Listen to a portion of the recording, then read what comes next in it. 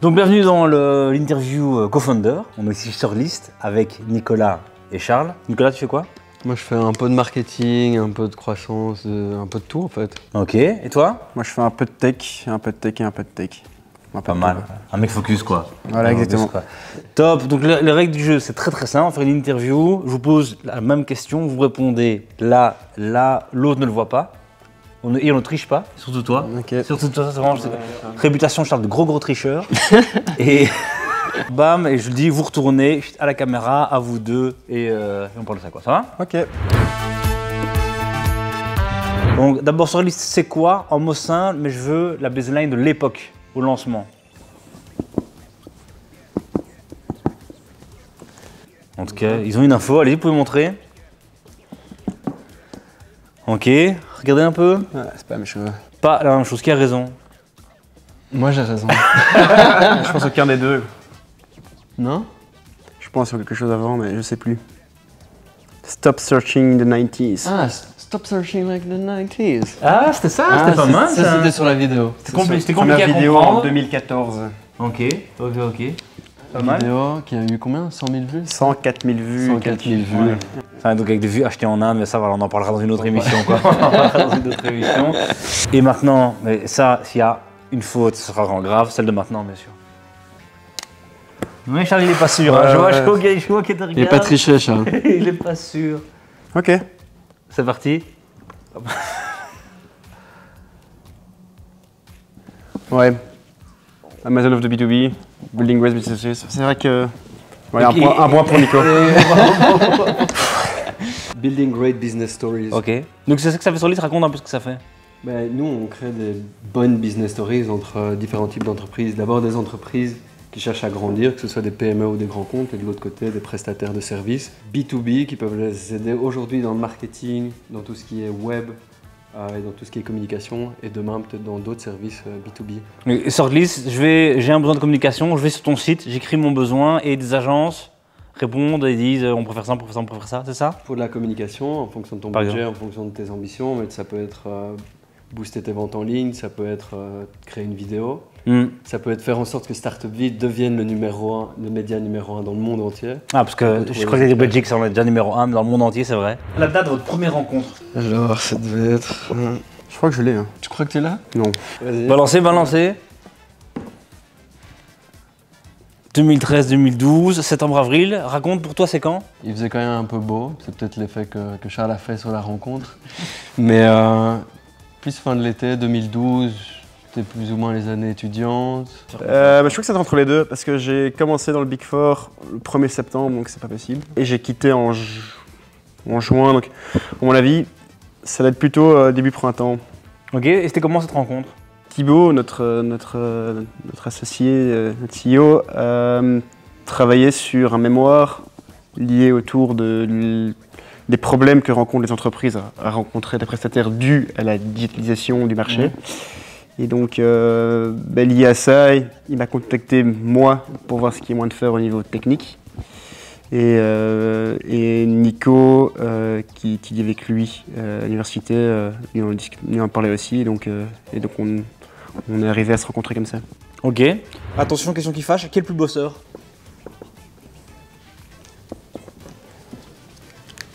Balancez ça. Charles, très beau. Thibaut. Ok. Raconte, pourquoi tu dis ça? Ça veut dire qu'il bosse bien. Oui. C'est pas ça la question. Oui, d'accord. Thibaut se donne corps et âme sur le projet. Ça veut pas dire qu'on le fait pas, entre nous. Donc voilà. Ok. Toi, Charles? Charles, c'est un gros bosseur. Hein. Ouais. Il se donne. C'est quoi un gros bosseur? C'est quoi? En fait, on s'est rendu compte qu'on n'est pas dans un sprint et qu'on est dans un marathon. Charles, c'est un ultra-trailer, donc il est dans la grande distance et il comprend qu'il faut doser ses efforts sur le long terme. Je suis même étonné qu'il ait mis mon nom. Entre vous quatre toujours, entre vous quatre, qui a le plus d'ego? Il y a quelqu'un pour qui c'est très bon, c'est ça qu'on veut voir. Ok, Charles d'un côté et Nicolas de l'autre. Mais moi, ce que j'ai envie de dire, c'est que, parce que je répète mon nom et je pense que Nicolas aussi, je pense qu'on est les deux à avoir plus ou moins le même ego. Je sais pas si Ah, tu penses ça? Ouais. Je pense qu'on est assez complémentaires là-dessus. Ah oui? Ouais. Bon, on aime bien. Et parfois ça clash alors? Non. Pas Rarement, spécialement, quand même. rarement. Non, ça match plus que ça clash. Hein. J'ai pas de souvenir d'un clash. La compétence business de ou l'autre est le meilleur entre vous deux.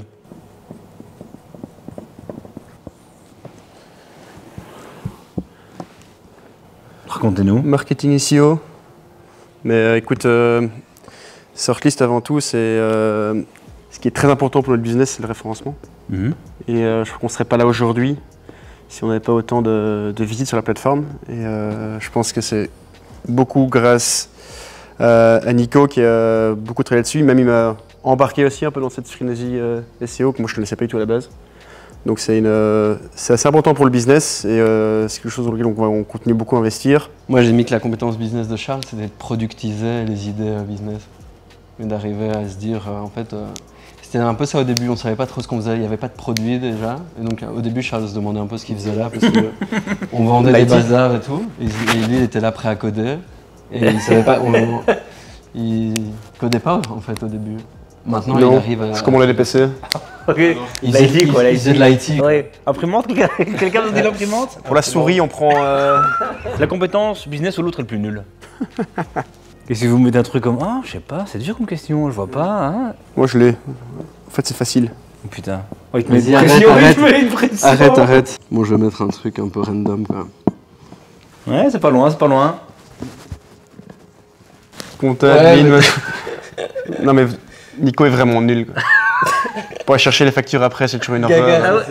Ça, c'est noble. Mais bien sûr que si. Non, parce que souvent, on se retrouve quand même dans les mêmes fichiers. Bah ouais, mais à chaque fois tu tu tagues. tagues. Non, moi je suis tagué parce que je gère une des cartes de crédit de la boîte. Aïe. Grosse responsabilité. On est d'accord. Parce qu'il faut les récupérer à chaque fois toutes les souches. Ouais. Mais dès que c'est quelqu'un qui utilise ma carte de crédit, ça arrive souvent. Par Ouais. exemple Nico, bah, plus de facture, ça Ouais. disparaît. Ouais, mais C'est ça, l'horreur. j'avoue, ça c'est un gros pain. Mais on se retrouve quand même souvent tagué sur les mêmes spreadsheets à devoir trouver les factures. En fait, on est les deux seuls à bosser. C'est ça qu'il faut lire dans la boîte. C'est ça. J'ai mis la compta, j'ai pas mis l'admin. J'aurais pu mettre l'admin. C'est quoi le facteur le plus important pour vous qui a permis à Sortlist d'arriver où il en est aujourd'hui? Je pensais qu'il va mettre, c'est l'humain. Mais c'est ce que je comptais mettre. Mais... Ok, Balancé. c'est l'humain. Il le dit, il le fait. C'est l'équipe. C'est l'équipe.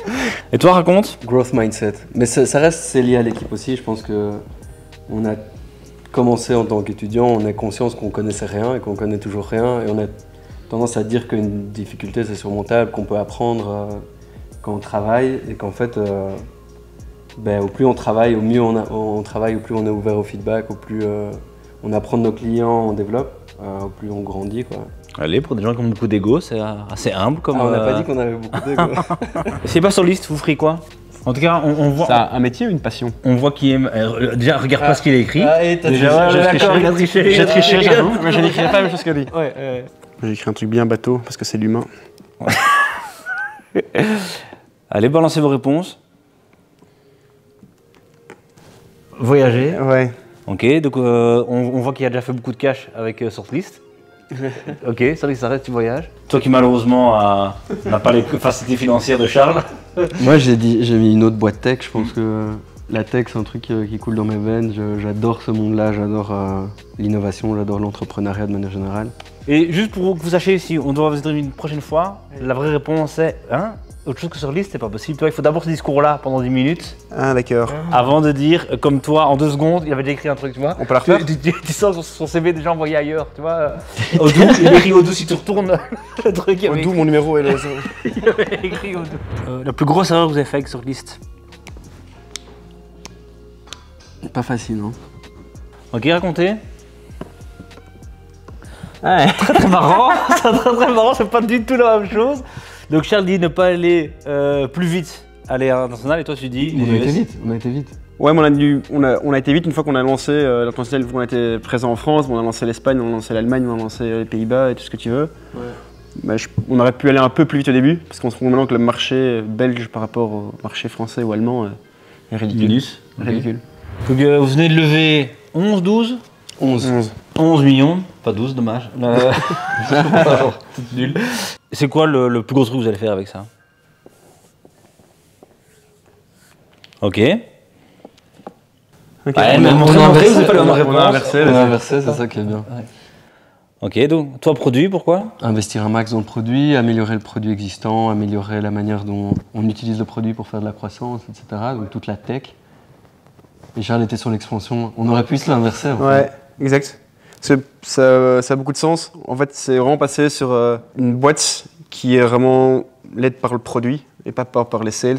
Mais aussi, pour pouvoir croître, croissance géographique, UK maintenant, US l'année prochaine, on espère fin l'année prochaine. Donc c'est en même temps une très belle levée. Et en même temps, quand on en parle autour de toi, il y a des remarques quand même en disant 10 millions pour les States. Ils sont gentils, mais ils sont gentils quoi. Non, le but c'est préparer, avec cet argent-là, commencer à préparer les US. Ça veut dire avoir une traction initiale, avoir des premiers clients, générer des premiers revenus. Parce que l'objectif c'est effectivement de pouvoir faire un autre tour de table par après qui va nous permettre d'exploser aux US et aller plus loin.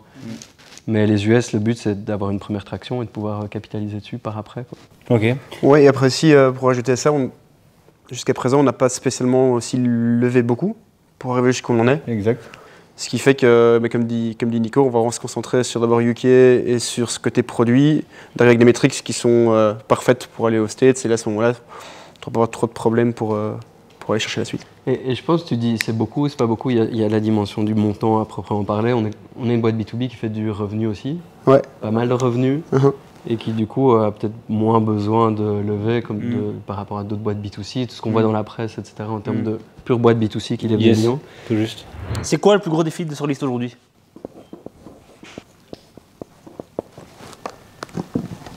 Oh, l'humain. Oh. Allez, c'est beau ça. Racontez, pourquoi? Pourquoi le recrutement? Quand une boîte grandit, d'office, il y a aussi l'organisation qui doit être revue à un moment ou autre. Donc c'est recruter les bonnes personnes à la bonne place, mais c'est aussi, et je pense qu'avec l'humain, c'est peut-être un peu plus juste, c'est qu'il y a aussi en interne déjà avec les personnes qu'on a aujourd'hui, comment les faire grandir dans la boîte, ou les mettre à la bonne place et autres. Parce que la personne qui a commencé il y a 5 ans, c'est plus le même job aujourd'hui. Ok, j'ai deux dernières questions. Le moment qui était le plus dur sur liste depuis le début. Balancer. L'élever. Les premiers 6 mois. Ok. Charles commence. On a testé beaucoup de choses au début, beaucoup de choses qui n'ont pas fonctionné. Et donc c'est beaucoup de questions qu'on se pose tous les jours. Est-ce que j'ai fait le bon choix? Je suis en train de travailler comme un fou et au final j'ai 0 qui rentre, pas de salaire. Ça a été parfois dur, j'ai même se posé la question où parfois tu louches un peu sur le côté et dis tiens mais ce job-là pourrait m'intéresser et autres. Après, notre force c'est qu'on était... Notre force, c'est pas une force mais je crois que c'est une force, c'est qu'on était très naïfs. Ok. Il y a 7-8 ans. Moi je m'étais l'élevé parce que en fait, pourquoi c'est compliqué, pourquoi c'est émotionnellement intense, c'est que tu es dans une période qui est assez longue. Généralement, tu es genre sur du 5-6 mois, quoi. Tu as la survie de la boîte d'une certaine manière, ou en tout cas, tu dois y arriver pour matérialiser tes ambitions. Donc, il y a un enjeu qui est énorme. Mais surtout, le process, on ne se rend pas compte à quel point c'est barbare. C'est qu'en fait, il y a beaucoup de gens, de fonds qui sont contactés, beaucoup d'investisseurs qui sont contactés pour au final avoir 1 ou 2 offres ou plus. Mais ça veut dire quoi? Ça veut dire que pendant 6 mois, tu te prends 45, 50 noms. Si tu étales ça par mois, c'est genre une dizaine de noms. Donc si tu payes par semaine, tu as genre plus ou moins 2 à 3 noms. Entre-temps, en fait, avant qu'ils disent non, ils travaillent sur les points critiques de ton business, quoi. Et je trouve que c'est important ce que tu dis pour l'élever aussi, parce que moi je répète tout le temps, mais parce que c'est tellement vrai ce que tu dis, c'est comme un pipe de sales, il faut plein de prospects dedans, et il faut le faire de manière systématique, tac tac tac, en parallèle. Moi je vois des gens qui me disent, je vais contacter lui, puis si j'ai une réponse, je ferai... Non, tu vas contacter tout le monde, parce que ça prend du temps, parce que... c'est un process... Ouais. Dernière question. Le moment le plus heureux, je suis sur la liste, on finit sur une note chouette quoi. C'est parti. Ok, raconte, bootcamp. Bootcamp, c'est un truc qu'on n'a pas su faire cette année parce qu'il y avait le Covid. Mais en gros, tous les ans, on réunit toute l'équipe dans un endroit, l'été, pendant une semaine, où on fait la fête, on fait beaucoup la fête. Mais on réfléchit aussi, on implique tout le monde pour réfléchir sur les valeurs, sur qu'est-ce qu'on fait mal, qu'est-ce qu'on peut améliorer, etc. Et ça crée des liens, c'est une ambiance de dingue. On est tous impatients de retourner. On en fait un cet hiver. maintenant que les mesures sont un peu plus légères et on est impatient, quoi. Vous allez où? On part en Tunisie. Propre. Raconte pas se lever, pourquoi? Je crois aussi que c'est des moments où la réussite d'avoir levé de l'argent, un peu comme disait Nico, quand tu réussis, tu te dis mais c'est chouette, il y a des gens qui croient dans ton projet de 1. Puis après ça permet aussi de pouvoir célébrer avec l'équipe. La stratégie est revue à chaque fois et donc c'est à chaque fois un petit peu un élan de fraîcheur. Beau. Nickel. Les gars, un tout grand merci. Merci à toi. Et je pense qu'on retiendra de cette interview. C'est l'humain. Avant tout. C'est l'humain. C'est l'humain. Yes. À bientôt pour une nouvelle vidéo. Ciao ciao. Ah ouais, abonnez-vous. Abonnez-vous. Sur Startupy. T'as hésité, non? T'as hésité, on est d'accord qu'il hésitait. Ouais, j'ai bien, un peu ce gars. hésité. Mais il a complété la phrase, je savais pas s'il Parce que je sais pas, je vais dire abonnez-vous aussi. Abonnez-vous, abonnez-vous.